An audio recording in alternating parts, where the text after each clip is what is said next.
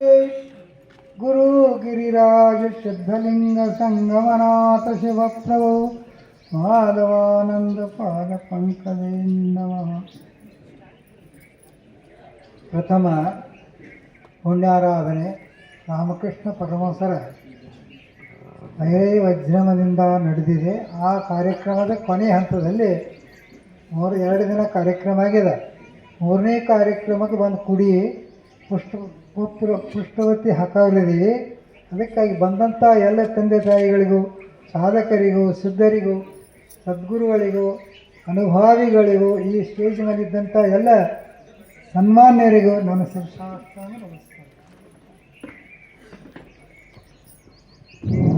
ಭಕ್ತಿ ಪಾರಮಾರ್ಥ ಎಲ್ಲ ವಿದ್ಯೆಗಳಿಗಿಂತ ಶ್ರೇಷ್ಠವಾದದ್ದು. ಅದು ಬೇಕಾದಷ್ಟು ಕಲೀಲಿ, ಅವರು ಬೇಕಾದಷ್ಟು ದೊಡ್ಡ ಹುದ್ದೆದಾಗಿದ್ದರೂ ಸಹಿತ ಅದಕ್ಕೆ ಸಮಾನ ಆಗೋದಿಲ್ಲ ಅನ್ನುವಂಥದ್ದನ್ನು ರಾಮದಾಸ್ ಸ್ವಾಮಿಗಳು ಹೇಳ್ಯಾರ. ಅದಕ್ಕೇನು ಹೇಳ್ತೀಪ್ಪ, ಭಕ್ತಿ ಅಂದರೆ ಏನು? ಒಂದು ಶಕ್ತಿ ತೋಬೇಕಾಗಿ ಪ್ರತಿಯೊಬ್ಬರು ಭಕ್ತಿಯಿಂದ ಶಕ್ತಿ ಸಿಗ್ತದೆ. ಆ ಶಕ್ತಿಯನ್ನು ಪಡಿಬೇಕಾಗಿದ್ದರೆ ಗುರು ಹೇಳಿದ ಮಾರ್ಗದಲ್ಲಿ ನಾವು ನಡೀಬೇಕು. ಇದು ಮುಖ್ಯವಾದದ್ದು. ಅವ್ರೇನು ಹೇಳ್ಯಾರ, ತಾಚು ತಪ್ಪದೆ ಒಂದೂ ಮಾತು ತಪ್ಪಬಾರ್ದು. ಅವ್ರು ಹೇಳಿದ್ದನ್ನು ಲಕ್ಷ್ಯ ಕೊಟ್ಟು ನಾವು ಸಂಸಾರದೊಳಗೆ ಸಾಗಿಸಿದರೆ ನಮಗೊಂದು ದೊಡ್ಡ ಶಕ್ತಿ ಬರ್ತೈತಿ.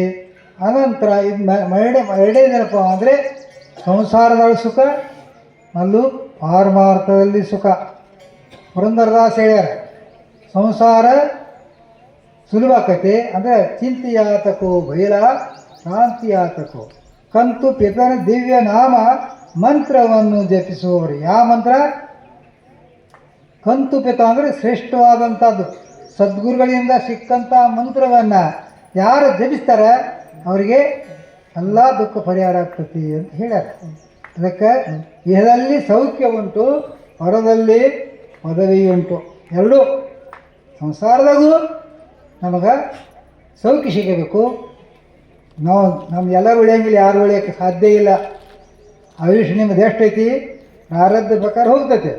ಆ ಪ್ರಾರಬ್ಧದೊಳಗೆ ಮುಂದೆ ನೀವು ಹೋಗಿ ಎಲ್ಲಿ ಬೇಕಪ್ಪ ಅಂದರೆ ಅಲ್ಲಿ ಸೌಖ್ಯ ಉಂಟು ಅಂದ. ಸೌಖ್ಯ ಅಂದರೆ ಸುಖವಾಗಿರೋದು, ಅಲ್ಲಿಂದ ತಿರುಗಿ ಬರೋಂಗಿಲ್ಲ. ಈಗ ನಮ್ಮಲ್ಲಿ ಒಮ್ಮೆ ನಮ್ಮ ಕಲ್ಪನೆ ಪ್ರಕಾರ ಸುಖ ಸಿಗ್ತೈತಿ, ದುಃಖ ಸಿಗ್ತೈತಿ. ನಮಗೆ ಇಚ್ಛಾ ಮಾಡಿದ್ದು ಸಿಕ್ತು ಸುಖ ಆಗ್ತೈತಿ, ಸಿಗಲಿಲ್ಲಂದ್ರೆ ದುಃಖ ಆಗ್ತೈತಿ. ಇವೆರಡೂ ಕಳ್ಕೊಂಡು ನಾವು ಯಾವಾಗಲೂ ಸುಖದಾಗಿರಬೇಕಾಗಿದ್ರೆ ಇದ್ಕೊಂಡು ಈ ಪಾರಮಾರ್ಥವನ್ನು ಮಾಡಿಕೊಂಡು ಆ ಸಾಧನೆಗೆ ಹೊಂಟಿವಪ್ಪ ಅಂದರೆ ಅಲ್ಲಿ ಶಾಶ್ವತವಾದ ಸುಖ, ಜನ್ಮ ಬರೋಂಗಿಲ್ಲ. ಜನನ ಮರಣವನ್ನು ಕಡ್ಕೊಳ್ಳೋ ಸಲುವಾಗಿ ಈ ಪಾರಮಾರ್ಥವನ್ನು ನಾವು ಮಾಡಬೇಕು ಅಂತ ಐತಿ.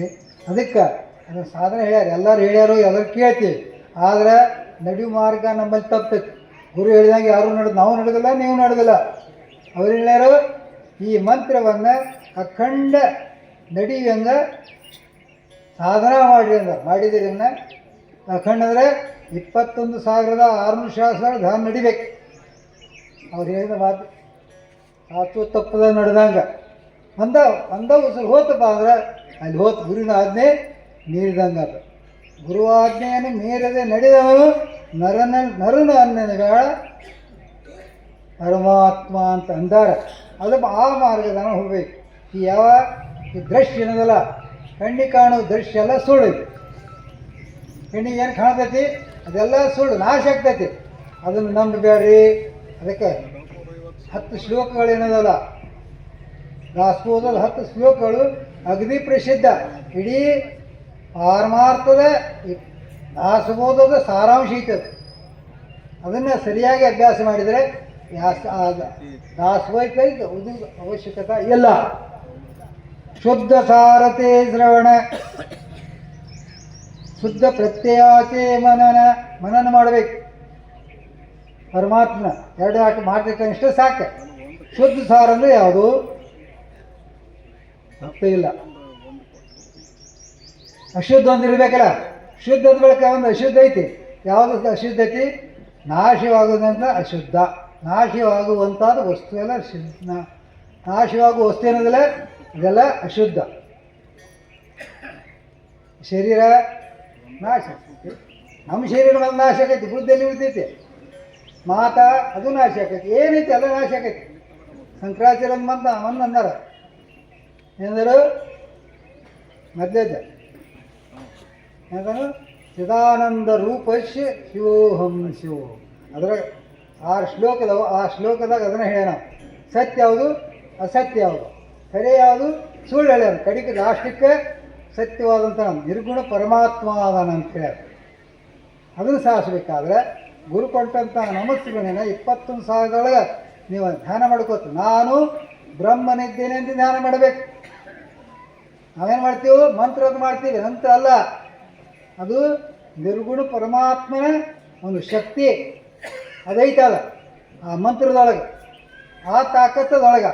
ನಾನು ಮನುಷ್ಯ ಅಲ್ಲ, ನಾನು ಗಣಸಲ್ಲ, ಹೆಂಗಸಲ್ಲ, ಏನೂ ಅಲ್ಲ, ನಾನು ಶುದ್ಧ ಆತ್ಮನಿದ್ದೇನೆ ಅಂತ ತಿಳಿದು ಧ್ಯಾನ ಮಾಡಿದರೆ ನೀವು ಮುಕ್ತಿ ಆಗ್ತೈತಿ, ಪರಮಾತ್ಮನ ಬಿಡ್ತೀವಿ.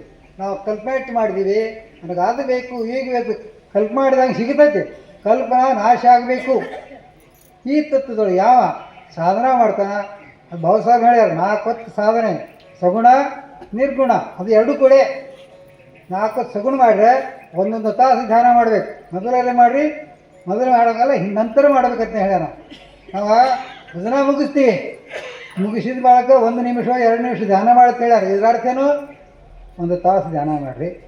ಸಗುಣ ಭಜನ ಮಾಡಿರಿ, 1 ತಾಸು ಧ್ಯಾನ ಮಾಡಿರಿ.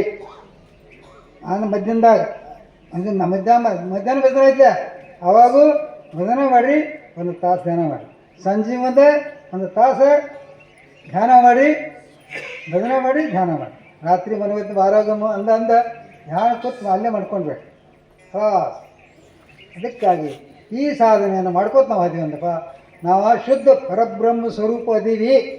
ನೆನಪಿಡ್ಬೇಕಿದ್ನ ನಾವು ಶರೀರ ಅಲ್ಲ, ಗಂಡ ಅಲ್ಲ, ಹೆಣ್ಣಲ್ಲ, ಆತ್ಮ. ಸ್ವಲ್ಪ ಯಾವ ಧ್ಯಾನ ಮಾಡ್ತಾನೆ ಆ ಗುರಿಯನ್ನು ಮುಟ್ಟೇ ತೀರ್ತಾನೆ. ಅದಕ್ಕಾಗಿ ನಾವೆಲ್ಲರೂ ನಮ್ಮ ರಾಮಕೃಷ್ಣ ಪರಮಹಂಸ, ರಾಮಕೃಷ್ಣ ಮಹಾರಾಜರ ದುಡಿದಂಥ ಸಾಧನ ಎಲ್ಲರಿಗೂ ಗೊತ್ತೈತಿ. ಎಷ್ಟು ಧ್ಯಾನ ಮಾಡ್ಯಾರೋ, ಹಿಮಾಲಯಕ್ಕೆ ಬರೋ ಪುಸ್ತಕ ಬರೋ ಎಲ್ಲ ಬರೆದಾರ. ಆದರೆ ಅವ್ರ ಸಾಧನ ಅವ್ರು ಮಾಡ್ಕೊಂಡು ಹೋದ್ರು, ಅವ್ರ ಕಡೆಯಾದ್ರು, ನಾವು ಕಡೆಗೆ ಹೋಗ್ರ. ಅವ್ರು ಬಂದರು ಮಾಡ್ಕೊಂಡ್ರು ಹೋದ್ರು, ಅವ್ರು ನೆನೆಸ್ತೀವಿ. ಅವ್ರು ನೆನೆಸುವ ಹೊತ್ನಾಗ ಮ್ಯಾಲಿನ ಶರೀರ ಹೆಸರಲ್ಲ, ಒಳಗಿನ ಅವರು ಆತ್ಮ ಇದ್ರೆ ಆತ್ಮಕ್ಕೆ ಹೋಗಿ ಮುಟ್ತೈತಿ.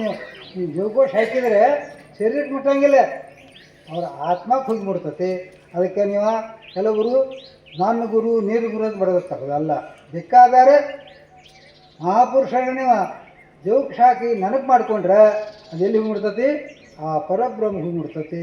ನಾನು ಗುರು ಅಲ್ಲ, ನೀನು ಗುರು ಎಲ್ಲ ಮುಟ್ಟೋದು ಒಂದೇ. ದೇವರೊಬ್ಬ ಒಬ್ಬೇ ದೇವರ ಹಲವು ನಾಮಗಳು, ನಾವು ಒಬ್ಬ ದೇವರಿದ್ದಾನೆ.